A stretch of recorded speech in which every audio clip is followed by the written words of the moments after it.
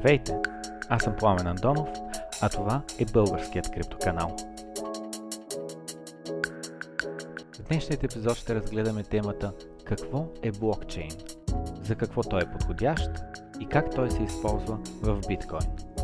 Важни за темата въпроси, на които няма да може да отделим време, са какво е криптография и как тя генерира хаш. Блокчейн е редица зависими един от друг елемент.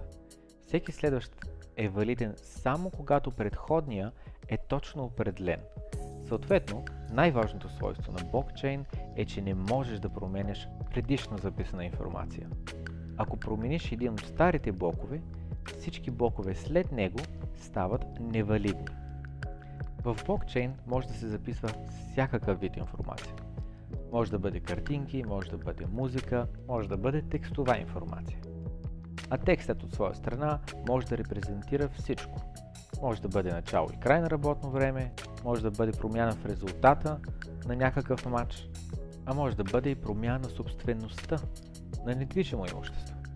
Подходящи данни за записване на един блокчейн е данни, които са зависими от предходни събития. Съответно, ако новият резултат на един матч е 3-5, е много важно, че преди това е било или 3-4 или 2-5. Съответно, ако в блокчейна е записано, че предният резултат е бил 3-4 и сега новия блок казва резултата вече е 3-5, ако някой се опита да промени който и да е от предходните резултати, записани в блокчейна, то следващите ще станат невалидни такива. В биткоин блокчейн се използва за записване на информацията кой на кого изпраща биткоини. Тук важната последователност на събитията е, че ако аз изпращам на някой 50 биткоина, то преди това някой е изпратил на мен 50 или повече биткоина. Ако това не се е случило, то аз нямам 50 биткоина, съответно аз не мога да изпратя 50 биткоина. Ако някой се опита да промени един от предходните блокове, например блока, в който аз съм получил 50 биткоина, то тогава следващият блок, в който се казва, че аз изпращам 50 биткоина, става невалиден. Но в примерът, който давам, ако някой се опита да промени блокът, в който аз получавам 50 биткоина и запише, че аз реално съм получил 150 биткоина, бъдеща транзакция, в която аз изпращам 50, би била валидна, тъй като аз съм получил 150. Но блокчейн предотвратява всякаква промяна на предишно записана информация, като използва хаш на вече записаната информация.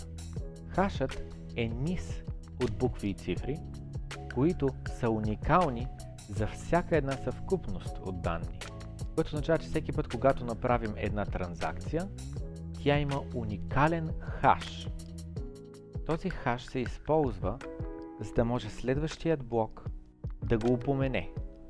И по този начин се гарантира, че при промяна на по-предишно създаден блок, всички блокове след него ще станат невалидни, защото следващият вече ще упоменава погрешен хаш и дори последващият блок да има правилен хаш, тъй като предният блок вече е невалиден, всички блокове, базирани на него, стават невалидни.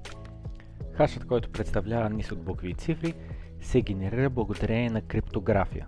Криптографията е раздел на математиката. Ако искате, може да прочетете Wikipedia страницата на български език за криптографията и нейното използване в киберсигурността. Ако имате въпроси за това как работи блокчейн, напишете ги в коментарите и ще се опитам да отговоря на всеки един. За всички по-технически лица или чисто и просто криптоентусиасти от по-дълго време, може би забелязахте, че в това обяснение какво е блокчейн не минахме през теми като това, че биткоин блокчейна е дистрибютиран леджер, но това не е част от обяснението какво е блокчейн. Не обяснихме и, че блоковете на биткоин блокчейна съдържат множество транзакции, а не само една. Видеа, адресиращи тези теми на прост език, ще бъдат публикувани скоро. Ако ви е харесал този епизод на биткоин и криптовалути за начинаещи, кликнете на канала и разгледайте какви други клипове има вече публикувани.